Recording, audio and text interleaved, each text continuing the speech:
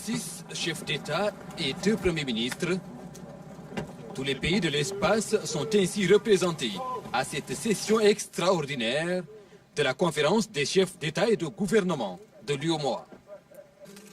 L'accent est mis sur une démarche de concertation pour trouver des réponses adéquates aux défis du moment.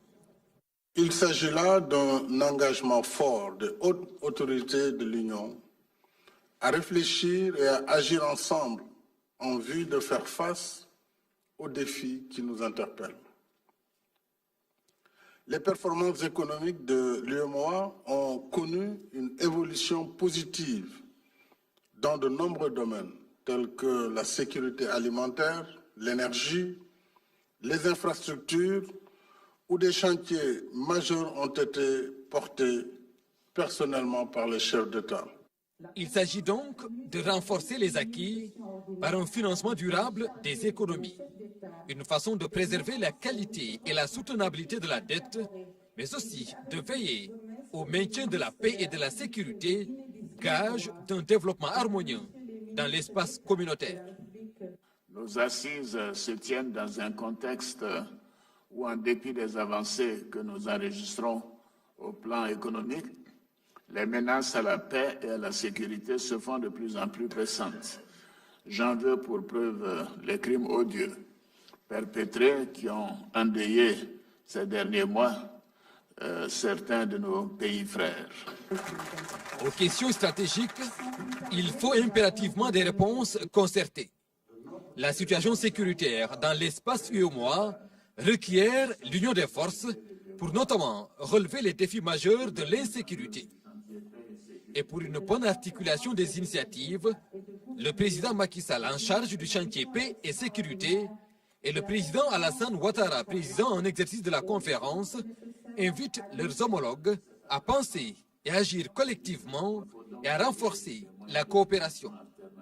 Ces avancées sont absolument nécessaires pour faire face aux menaces afin de nous permettre de relever ensemble le défi de la stabilité, de la paix et de la sécurité dans notre Union.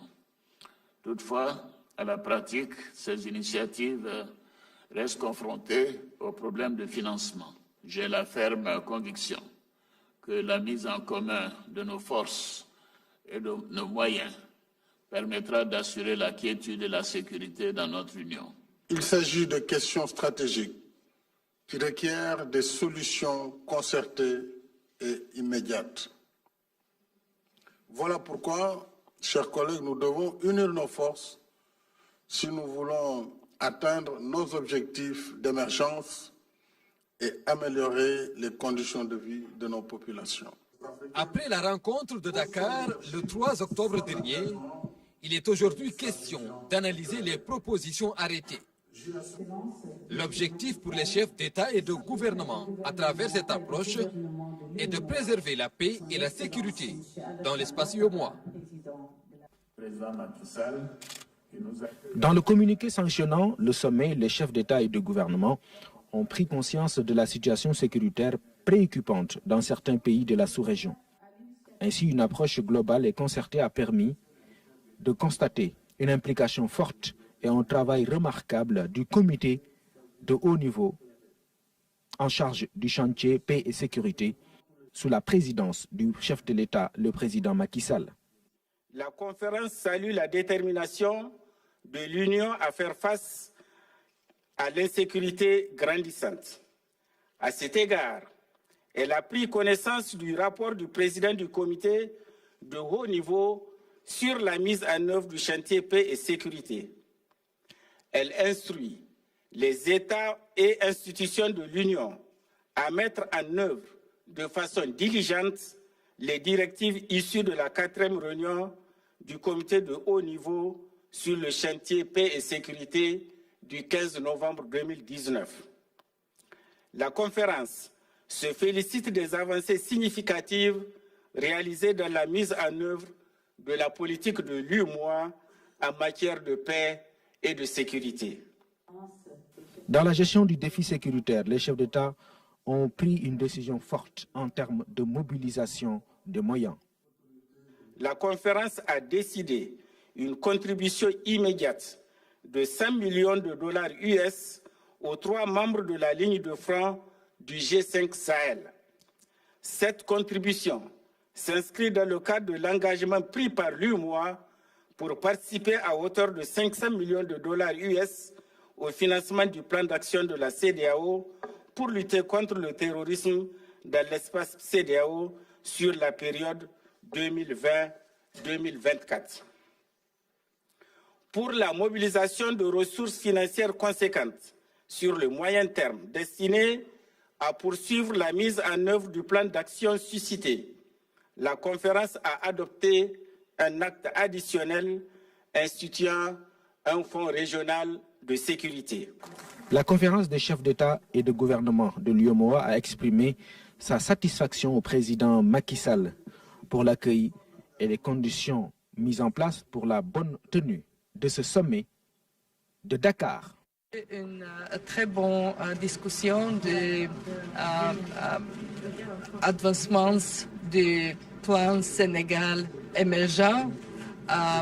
Les résultats de travaux du ministre des Finances et ministre de l'Économie sont très impressifs et la croissance ici est magnifique. Nous comprenons que les réformes continueront et nous supportons cette réforme.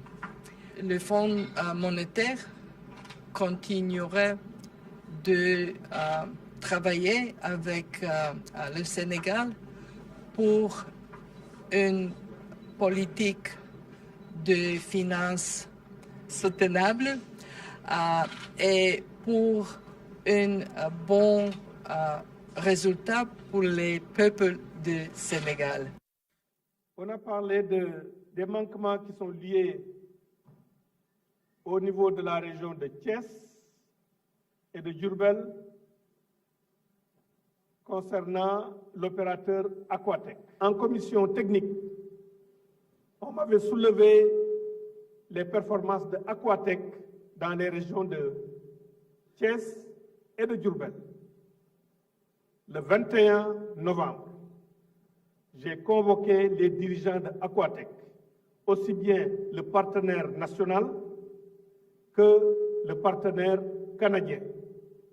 Je les ai reçus en présence du député Cheikh Seck Dayer, en tant que maire qui représentait les maires de la région de Diourbel, de Mbaye Dione en tant que maire qui représentait un peu les maires de la région de Thiès et qui est secrétaire général de l'association des maires du Sénégal aussi.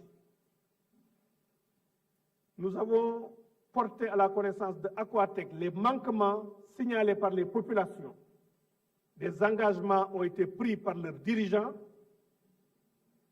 Nous avons fait un plan d'action daté et je leur ai indiqué qu'un seul manquement aux obligations que Aquatech a eu à prendre va entraîner la résiliation du contrat. Nous avons pris des engagements sur ça. Air Sénégal SA vient d'acquérir un deuxième appareil A330-900 Neo. La compagnie nationale aérienne renforce ainsi sa flotte.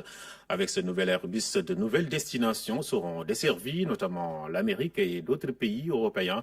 Une cérémonie de réception s'est tenue au siège d'Airbus Bus de Toulouse en présence d'une forte délégation sénégalaise. Envoyé spécial à Toulouse, Philomène Constantine. L'A330 Neo est un véritable avion de nouvelle génération qui s'inspire des pratiques exemplaires du programme de l'A350 XWB et qui est doté des plus récentes technologies. Le confort de la cabine, dont tout le monde profitera demain, a été mis au centre du design de l'A330 Neo. Cabine silencieuse, moderne, spacieuse et connectée. Nous sommes très fiers, très fiers de notre partenariat et de votre confiance, chers amis, que vous accordez à Airbus. Nous sommes juste en train de dérouler le plan et la vision qui nous a été donnée et la mission qui est donnée à Air Sénégal qui consiste à exactement 2 choses et pas 3. La première étant de faire de Dakar un hub aérien et la deuxième d'être un succès. dont tous les Sénégalais sont fiers. Les développements enregistrés par la compagnie Air Sénégal SA depuis le 14 mai 2018, date effective du démarrage de ses activités, s'inscrivent en droite ligne de la mise en œuvre de la politique du chef de l'État de faire du Sénégal un hub aérien leader en Afrique de l'Ouest avec un trafic passant de 2 millions de passagers par an à 5 millions de passagers en 2023 et 10 millions en 2035.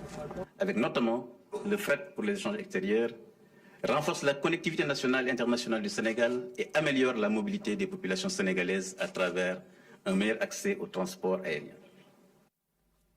Voilà, propos recueillis à Toulouse par Philomène Constance Diagne. Je rappelle que le chef de l'État réceptionne demain à l'aéroport international Blaise Diagne le deuxième Airbus A330 Neo. Ce sera dans l'après-midi et vous pouvez suivre en direct cette cérémonie de réception sur la RTS 1. Auparavant, l'équipe de Kenkeliba vous aura proposé une émission spéciale consacrée à la réception de ce nouvel appareil A330 Neo, donc Airbus de la compagnie nationale Air Sénégal. C'est à suivre donc demain, spécial Kenkeliba sur ce nouvel appareil de Air Sénégal.